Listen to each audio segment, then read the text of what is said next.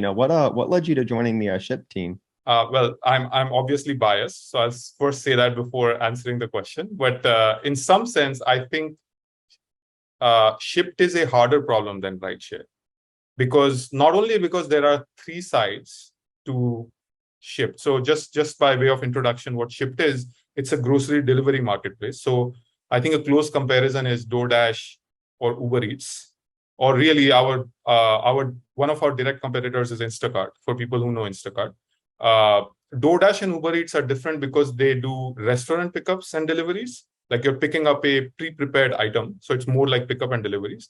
Versus for Shipt, there is a shopping component involved. So somebody going into the store, physically into the store. One way of describing it would be, they used for Uber early on in the early days, they used sort of the tagline of your personal driver. I think this an easy way to grok this is you would call it as your personal shopper, for example. That's what Shipt is. So there are three sides to it. There is a customer that places the order. There is the retail store or the grocery store where the order is being shopped from or picked up from.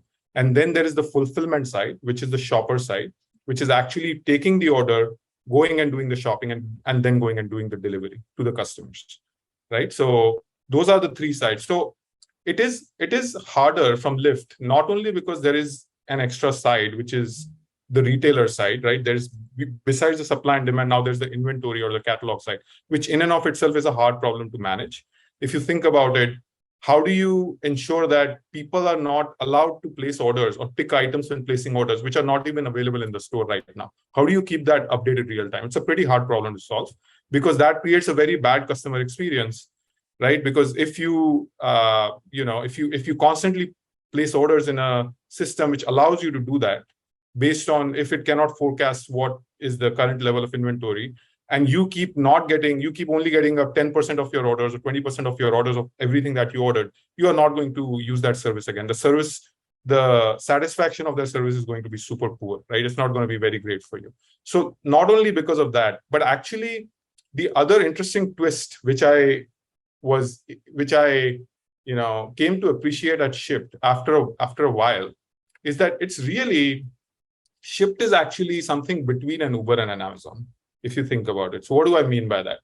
So it is like Uber in the sense that when an order needs to, so you assume that you are a customer and you have placed an order. So generally what happens is, you're a busy guy, you're working right now. Generally, let's say that you expect your order to be delivered, let's say at a certain time. Let's say you say that, between 6 to 7 p.m. for various reasons. The order might have ice cream, and you don't want somebody to drop off the order on your front door and then the ice cream would melt. So you need to be there. There needs to be some contract. There needs to be some agreement of what window do you want the delivery to happen, so that you can go and put the groceries away, essentially, right? So one thing is that because of that, when you specify that you need the order to be delivered at a certain time, that in that sense it is close to Uber, because a shopper needs to be available at that point. The fulfillment is real time. The shopper needs to be available at that time, go and shop the order around that time, come and deliver it. So the fulfillment needs to happen there. But it is like Amazon, because the order doesn't actually come, like 10 minutes before what you expect, or 15 minutes. The consumer expectation is not there yet. Like I would argue, in the audience, how many of us actually put a grocery order and expect it to be delivered within the next 10 or 15 minutes? We are not there yet. So, long story short, the demand comes ahead of time, which is there is a lead time to the demand coming in, but the supply or the fulfillment needs to happen in real time. So it's a combination of those two, which is what actually which I came to appreciate after a little bit at the company. It actually makes the problem harder than a Lyft or an Uber, for example.